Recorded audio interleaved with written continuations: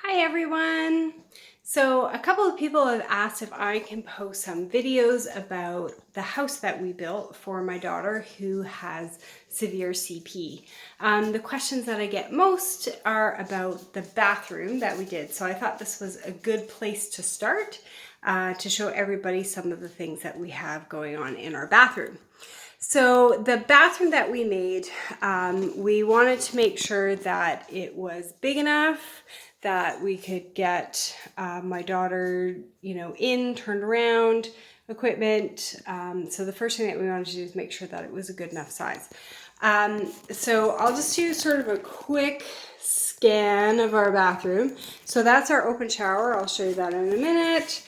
We have sort of this really big empty space right in the middle, just so that there's lots of room to turn around. We have our toilet over there with my daughter's commode on it. We have a large space in between the toilet and our wheelchair accessible sink. Right now we have kind of this cabinet here in it, but that is movable. So right now my daughter is not able to transfer herself on and off the toilet.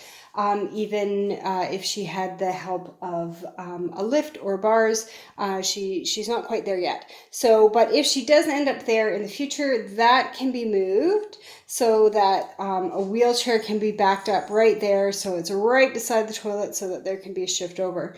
We also don't have any grab bars in our bathroom, again, right now, because they wouldn't assist my daughter at this point in time. But we made sure that we have everything in place so that grab bars can get put on if needed.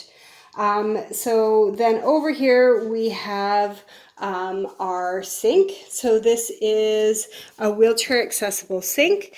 One of the things that we have not managed to do yet, and it's on our to-do list, is we've actually got a tap to replace this one that is a motion sensor tap. So we do have a motion sensor soap dispenser, if it's going to work for me right now, that my daughter can use independently. And then when we get our new tap, she'll be able to use that independently. There's lots of space underneath and how it's mounted on the wall, so my daughter can just slide right underneath. We also have our toilet paper sitting over there as opposed to mounted on the wall. A couple of reasons. First of all, again, this moves, so we can have it in the most convenient place possible. The other thing that we were finding is anything that was sort of affixed to the wall ended up becoming a grab bar, whether we wanted it to be a grab bar or not. Here's a really good example. So this is our towel bar, and if you can see behind it, that's where it used to be screwed in, which was just into the drywall, and my daughter managed to rip it out. So it's now screwed firmly into something much more solid. So it's screwed into a joist. So that's how we managed to fix that problem. But we didn't want to have the same problem with toilet roll holder, which we've had in our past house. You managed to rip them out. So having the movable one was a good option. The other thing is, if she's sitting in the toilet for too long and she gets bored, then sometimes she starts playing with the toilet paper. So just being able to put it out of her reach was fantastic. So that's why we did that.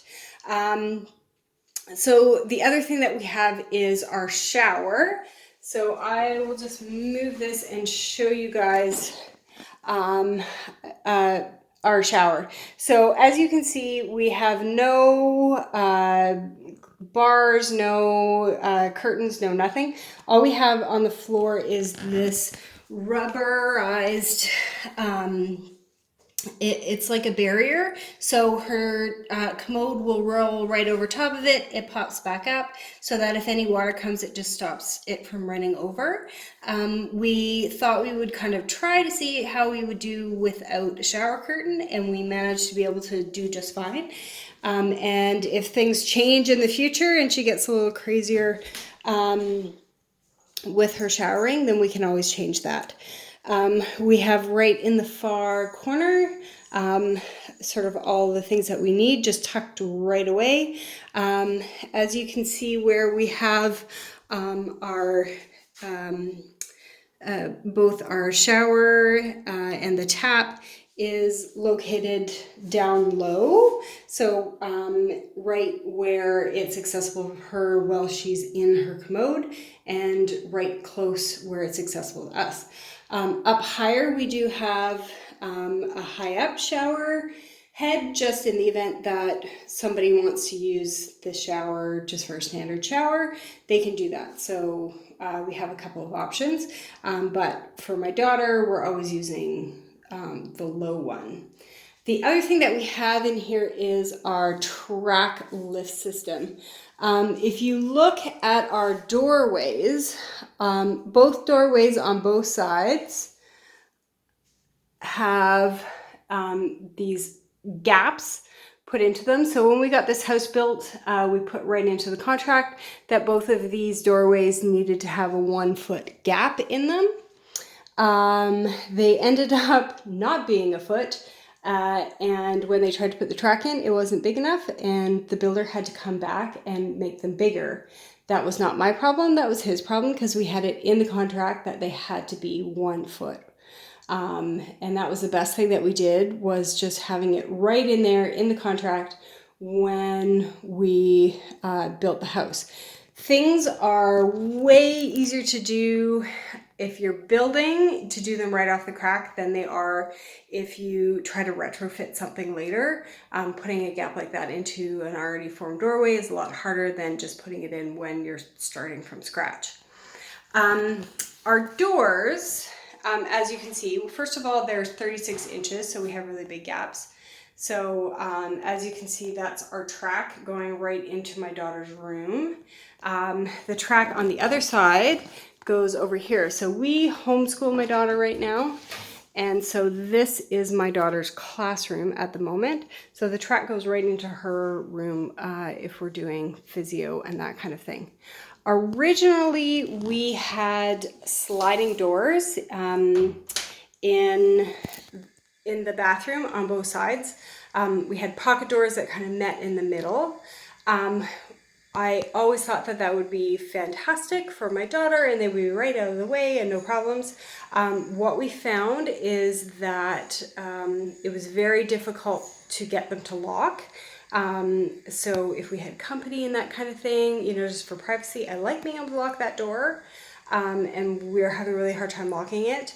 The other thing that we found out is sliding doors are just not accessible to her. She isn't able to independently grab them and pull them out, especially when they're pushed right in. You know, you kind of have to hit this little thing and grab it and pull it out. So for us, we decided to change it to just a large standard door with a levered door handle, because that was just working out better for us.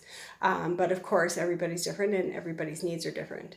The other thing that we made sure was that when we put this track lift in, so right now it just runs straight through. So it doesn't go to the sink, it doesn't go to the toilet, it doesn't go into the shower.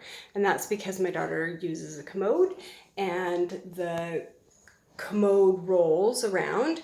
But we wanted to make sure that where they placed the supports for the track system were in such a place that they wouldn't be in the way, so that if in the future we wanted to put a turntable into the ceiling so that she could get to the toilet, she could get to the sink, she could get to the shower independently, she would be able to do all those things. So it was sort of that thinking ahead piece. So that is our bathroom. If anybody has any questions, love to answer them. Hopefully that helps some people figure out some things if you guys are looking at building a house or starting a remodel. Bye.